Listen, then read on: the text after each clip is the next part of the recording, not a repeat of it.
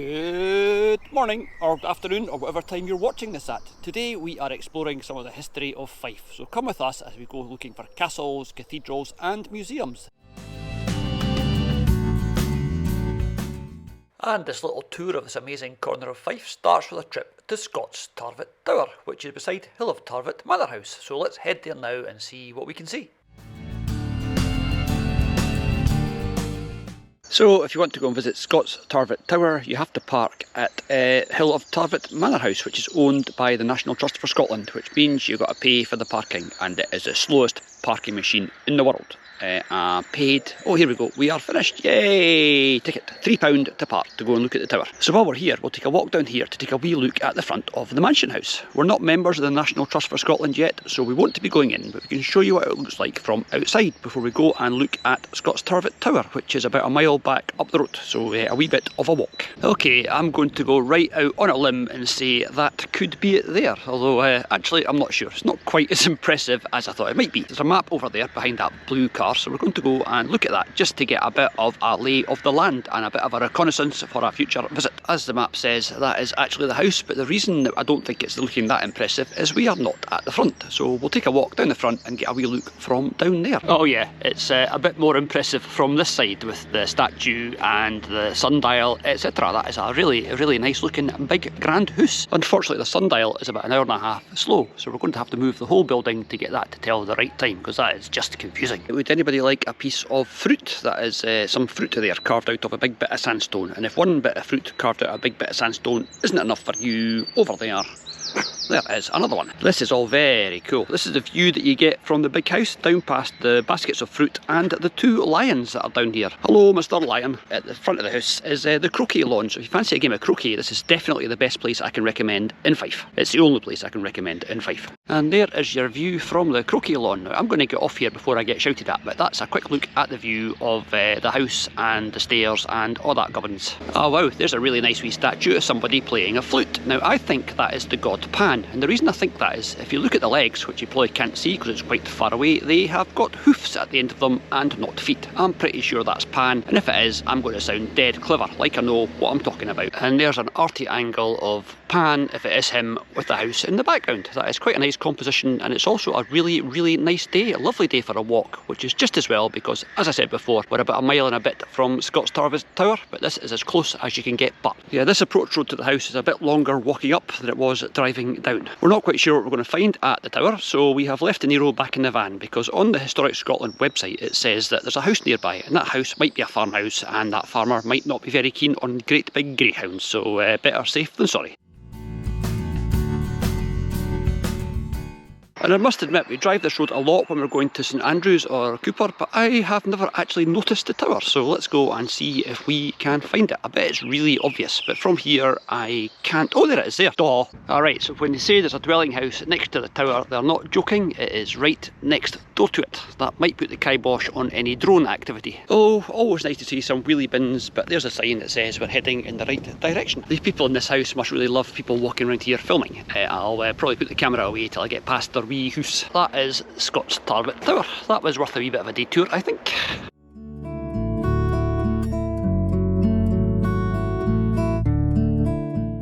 But the best thing about this is look, the door's open, we can go in and there's nobody about. Hey! Am I too old to say OMG? Well, if I am, I'm going to anyway. OMG, look at this is so cool. Look at the level up there with the seats. There would have been a roof there at one point. That is so nice. The coolest thing about this place is it's all mostly intact. I mean, look up there, the roof is still there, which means, unlike Macduff Castle on our Weems video of the castles and caves, this mysterious staircase goes up and you can go up it. So we're going to go up the mysterious staircase and see where it takes us. I'm guessing it takes us upstairs. Oh well, we've got to the very top, and that's a very impressive and also very locked door out onto the battlements, so we can't go out there. It's a good job we didn't bring De Niro, that's an awful lot of steps.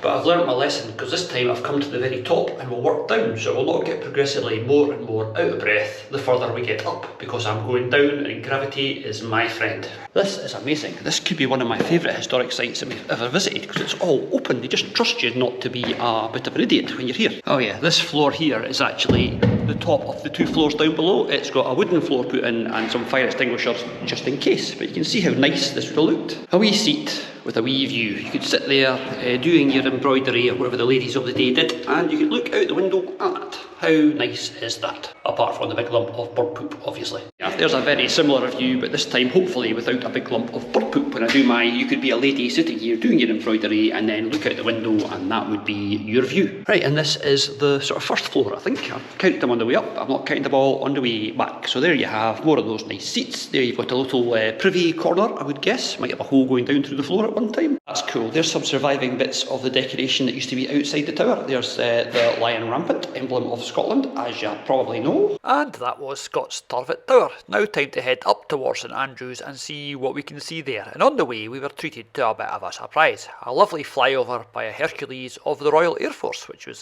quite exciting. We thought this was really cool. So we are back in St Andrews. This is an old church that's part of the university and the place is still full of students. This is a little square that I did not know was here that is also full of students, but these are some really cool buildings, as you can see. And there's the back end of that church that we were just looking at from outside. Still lowering the tone, still not being washed. It's Mabel. It is all very pretty. I mean, look at this, a building from 1926 when F.M. Haig was the Chancellor. I wonder if that's Field Marshal Haig. Possibly. There's some more pretty little houses all in a row. But under our Historic Scotland membership, we are going to go and visit the castle. North Castle Street, we're heading in the right direction. As may have been mentioned, it is a really pretty place. It's not all golfing and studenting, although that is, to be fair, for the most part what it is. And I suppose it's the continuous use by the university of a lot of these buildings that is why they are still here, why they have been preserved and not demolished and turned into something less pleasant, as has happened in many other places in Fife. We've had this membership for a while. This will be the first time that we've tried to use it, so let's see if it works. Yeah, visitor centre and obviously shop, so they can sell you stuff that you don't need. We've got past the one poor girl working with a massive queue, and we go through a wee exhibition first, apparently. Get in and there's bits of carved stone for you to look at. Very interesting if you like carved stone. And there's somebody who looks awfully like Kylo Ren from Star Wars, but I'm sure it's probably not. One of the coolest things about this castle used to be the siege mine and the counter mine, but I'm guessing from the fact that it's in here, you can't get into them anymore. That'll be a real shame. That's one of the main reasons that we are here, the mine and the counter mine. We'll talk more about that a wee bit later if you're interested. If not, skip. That is what it looks like from the right side of the fence. So let's go for a wee look round St Andrews Castle. Obviously this is the main entrance, so let's make some clippity horse noises as we go over what would have been the moat down there and through the castle entrance into the courtyard. That must be feeling quite poorly because it's clearly not at all well. Not at all well. I'll try not to drop my camera down there. It's a pity that De Niro's not allowed in, because back in the day he would have been the only one of the three of us that was allowed in, because we would have been peasants, but he was a great hound and would have been used for hunting. De Niro, a great hound. He's a great pet, but I'm not sure he'd be much of a hunting great hound. That over there would have been the most impressive part of the castle. That is the remains of the Great Hall that fell into the sea in the 1800s. And there's a nice flight of stairs that don't actually go anywhere. Not quite as impressive as the ones that we saw in the Tower House, but they give you an idea of what this would have looked like. Oh, and I think you might be able to get into where the mine is, judging by the voices. The story behind that was the people on the outside of the castle wanted in, so what they did was they started digging a mine that they could fill with gunpowder and then blow up the walls. And the people in the castle heard them doing it and dug their own mine, so it was a bit of an underground battle years before it happened in World War I. So here we go, down into the counter mine. Really dodgy flight of stairs, and a good way to smack your head.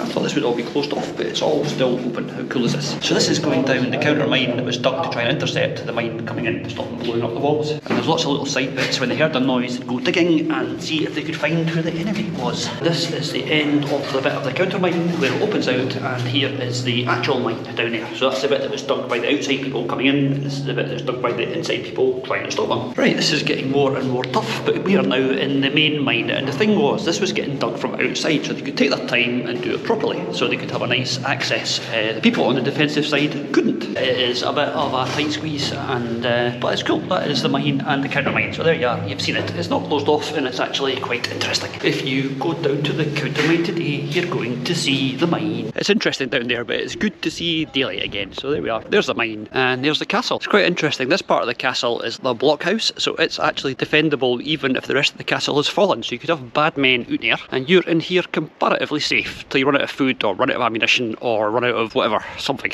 toilet paper. You do get quite a good view here. I'm glad glad we came into this castle. I hope you guys are enjoying it. We do like a castle and a graveyard and a cathedral, so we're going to see all three of them here. Yay! And if you're watching from America, there's a lot of your country people here. This seems to be very popular with Americans. I've got no idea. Possibly something to do with the golf. Why do you guys like golf so much? Oh, and another dark and mysterious little staircase. No idea where this one goes. Let's go for a wee look. Oh, it's into this pit here, which might be a well, or might be a prison, or might be a hole that I can fall down. Oh, it's a dungeon. It's a bottle dungeon. Nice place to spend your time. What a nice and fairly peaceful place to spend a couple of hours. This is a really cool wee castle. Let's go for a wee look round over in this corner over here that is covered in people, so probably not quite so interesting, and I'll not be brave enough to talk because I get a bit shy. Oh, we know this one. That'll be the water gate. That's the gate where they used to have a flight of stairs going down to the water, so people could come and go by boat. Down there's a really cool little beach and a swimming pool and a place that looks perfect for launching a drone. So let's go down there now. And we saw the mine and counter mine outside. Well, here's a false start to the mine. They started digging and said, can we hear them coming? No, we can't. Oh dear, we'll have to go and dig somewhere else. That's a lot of work to find out it's not actually anywhere near your enemy's mine. So that is that, our quick look at St Andrews Castle. The usual depth of history that you get from us when we make things up and give off things that we've heard years ago that might be true or might not. But most of that I think was pretty good. So yeah, it's a castle, it is in St Andrews. But beyond that, take anything else I say with a pinch of salt. Love the amount of effort they've put into making the visitor centre match the theme and the feel of the castle, i.e. absolutely none. Definitely worth a visit. St Andrews is a place that we always recommend that people visit. We take the mick with the students and the golfers, but if you can see past them, it's really nice. Last time we got to this point, Bex vetoed the idea of going down this hill in favour of going for a coffee. But as she's off taking De Niro back to the van and doesn't want to be anywhere near me when I'm playing with the drone, I'm going down here myself, and I'm going to go into those rocks and I'm going to fly the drone from there, because that is not over anyone's head. This is a cracking wee beach. I had no idea that this was here, because usually we walk along the top there. So this is the beach, and there is the swimming pool with people having a wee swim. And up on top of that hill there is the cathedral that we've been to before, but we're going to go to again, because now we can get into the visitor centre, because we've got our historic Scotland passes. So it looks like there's not a flat place down here to launch from, so it'll be back to plan B, camera on stick. There you go, camera on a stick view of St Andrews Castle from the sea. Yeah, this is all not really suitable for drone flying, apart from that one fortuitous little patch there. So let's go there and put the drone up and have a wee look at the castle from above.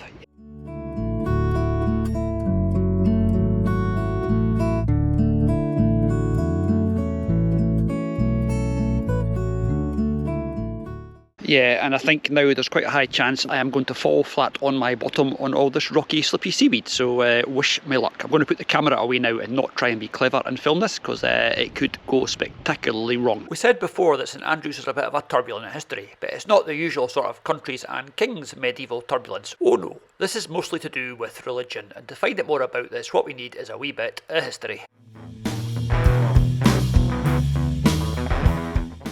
The Protestant Reformation started in St Andrews. This is when a guy called Patrick Hamilton, who was a nobleman, had travelled around Europe and came back with some very radical religious ideas that the Catholic Church were not overly keen on. So when Archbishop James Deacon of St Andrews got wind of this new upstart, he had him burnt at the stake. A few years later, another preacher called George Wishart was preaching the Protestant faith. Like Hamilton before him, Cardinal Beaton had Wishart burnt at the stake, but this was to prove the Cardinal's undoing. A couple of months later, some of the local lairds crept into the castle disguised as stonemasons, made their way to the Cardinal's private quarters and stabbed him to death before hanging his body out the window. A fitting end to who sounded like a truly horrible wee man.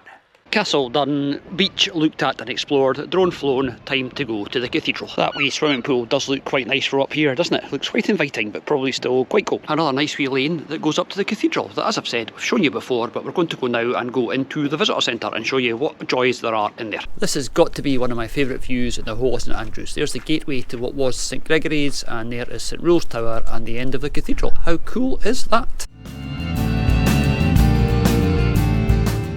Right, so over to the visitor centre to look at the museum and then get our token to go up that thing on the right there. That is St Rule's Tower. And there is the visitor centre where we are going now. And this is the inside of the first bit of the museum, which as you can see is pretty cool. It's got the St Andrews sarcophagus, which has got King David from the Bible and some Pictish stuff. So there's was a Pictish monastery here, apparently. Yeah, so that is pretty cool. Not much Pictish art remains in such good condition, so that's a nice thing to see. And there's some beasts and a king and some angels and stuff. Our usual high level intellectual commentary. That's pretty cool. It's been painted to show you what it would have looked like, and that is the shield of Prior John Hepburn from 1482 to 1522. Okay, people are following our things about gravestones. This is the grave of a woman called Christian Bride, and there's skull and crossbones, and then an inscription so we know who it is, and then the happy couple. Well, not quite so happy now because she's dead. This is actually quite cool. We just found something, we've learned something today. So there's the skull and crossbones, and that is a spade and turfing iron. So that thing that we've seen, it must be to do with the grave diggers. You know, you've got an appointment with the grave diggers, and here are their tools. And the inscription at the bottom of the stone is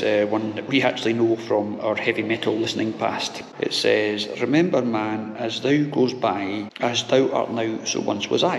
As I am now, so thou shalt be. Remember man, that thou must be." Somebody mentioned in the comments of our videos that they like to see what the oldest tombstone in a graveyard was. Well, this is the oldest tombstone here, and it dates back to 1350, so that is quite an old tombstone. Top that. The other half of the museum has more old stones. These are from the early days of Christianity in Scotland. You can see the Pictish wiggles and squiggles and the Christian crosses. Really nice. Yeah, you could look at all the little carvings down here and say wow, but I prefer to look up. Look at that. That is so cool. Look at that ceiling. This is just amazing. This is one thing that is really cool since we met you people. We find these stones now in museums and things, and we're starting to learn what they all mean, and it actually makes it more interesting. You can look at something and you can say, oh, that is that and that is that. We'd never done this before we met you. We loved history, but this is taking it to a whole new level. So thank you guys so much for coming along, and we really hope you're enjoying these videos. Back in the day, the way that a document was officially certified was with a seal, and here's copies of the seals of the bishops of St Andrews. Now these seals are all over the world in different collections, but what they've done here is they've taken casts from them, so they're all gathered into one place. Finally, everything is here. You can see all the bishops going right back to the year dot, emerging back into the light. I wonder if you can still get up that tower over there. I mean, it looks like it's still got a staircase up the middle of it, but I'm guessing probably not. St Andrews Cathedral is well worth a look, and if you take this with St Andrews Castle, if you buy the Explorer Pass that you can get if you're only over here for a week, it pretty much pays for itself. You're in profit by the time you've done this and maybe gone to Edinburgh Castle, Stirling Castle, etc. St Rose Tower, here we go. That looks like there's going to be a lot of stairs in here, so I'll probably speak to you when I get to the top, and I am completely out of breath. Yeah, it says there, 160 steps, 33 metres up, so let's see how we get on.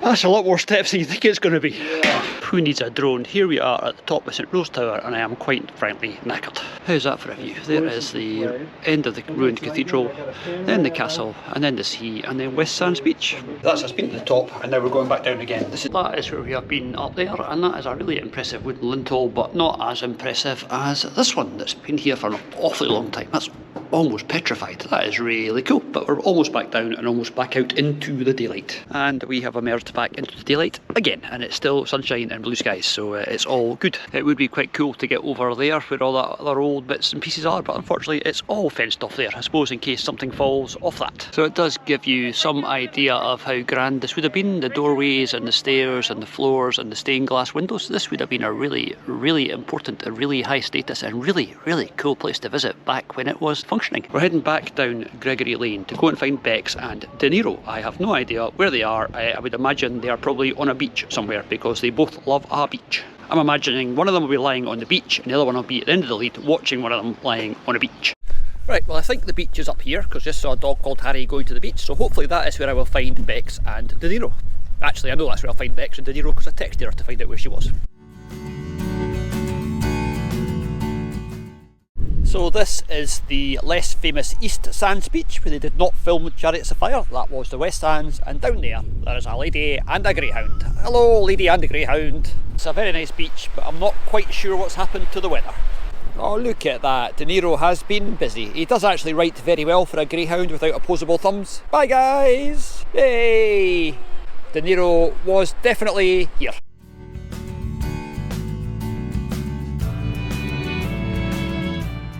This is really cool. This is the gate that we just drove down through. That is the old city wall and the historic Viking age gents toilets, which probably aren't, but you get the idea. Oh, and we have had a slight Mabel related disaster. Well, actually a me related disaster. I was just reversing with the bike rack on the back of the van and I hit that wall because this parking thing is at an angle. Yay, Mabel is broken. And after that slightly fraught interlude, we are down at the harbour. I found Bex and De Niro, as you know, and we are going to go and get a coffee. That is the plan. And De Niro is going to not jump into the water, because that would put the tin lid on a day that is going from good to not quite so good. Poor old Mabel. So we have adjourned to the wee cafe at the harbour, and Bex is in there. I'm having some homemade tatty soup, and De Niro's having a sniff. And now he's on a mission to try and find something. He's going across this bridge and he doesn't know where it goes, and neither do I.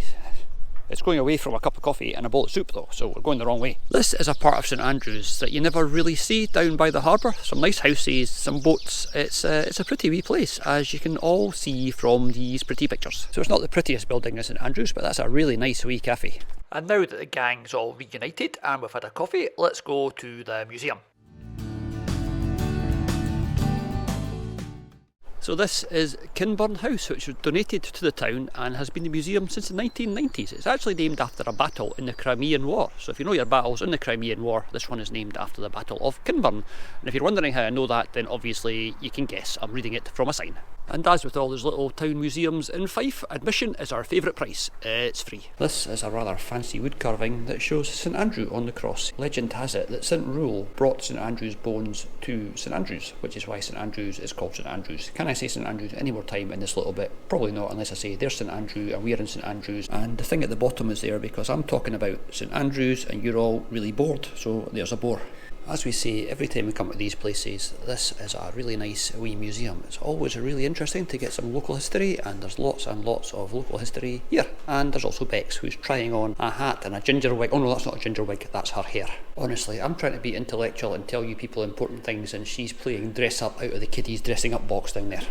Oh, and here's another flight of stairs to go up. Let's go up this flight of stairs and see what is up here. And it turns out upstairs at the museum is the art gallery, so let's go and have a look at some art. Bex really does like an art gallery, me, as you know, not quite so keen.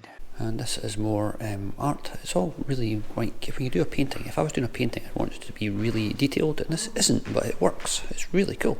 One of the most famous and successful Scottish living artists is called Jack Vetriano, and that's one of his paintings there. He's got a very distinctive style, but look at that. That wee painting is by a guy called Jack Hogan, who was actually Jack Vetriano while he was still learning his trade, before he changed his name and became internationally famous and very, very successful. Not bad for a wee lad from Methil. This painting is called Lazy Woman with Pigeons. Well, it's probably not, but it should be. So again, it's not very big, but it is very interesting. We are now going to go for something very un-shoestring.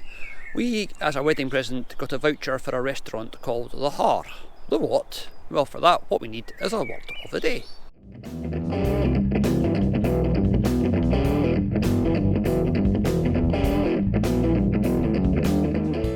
We're going to take Mabel back down into town, get changed and go for a posh dinner. So we've had a quick costume change and now we're going for our posh dinner. I'm sure it'll be very nice. Yeah, we are now in the restaurant. I'm feeling slightly out of our depth because we've got to sit here and pick something from the drinks menu. A wee gin and a wee cider and a wee Bex. The waitress has just directed Bex to the toilets and said through that door and upstairs, and I almost said, oh, just like Wetherspoons. I don't think this place is anything like Wetherspoons. It is really nice. Well, whatever it was, that was really nice. And as you can see, Bex is really enjoying hers as well. This is our main course, and there's Bex's. It's not a very big main course. To finish off, we have some coffee, and Bex is playing Giddy Up Cow with the milk jug. The cow is vomiting into the cups. At least it's not coming out the other end, I suppose. Well, that was not our usual thing at all, but it was very nice, and now we're going to go to the Chippy for our lunch. We are now in the cathedral. I'm trying to persuade her to go up St Rule's Tower, which is over there, and you saw me go up earlier, but I told her how tough it was with all the steps, and to be honest, after a nice dinner and a couple of glasses of wine, she's not overly keen. I am actually.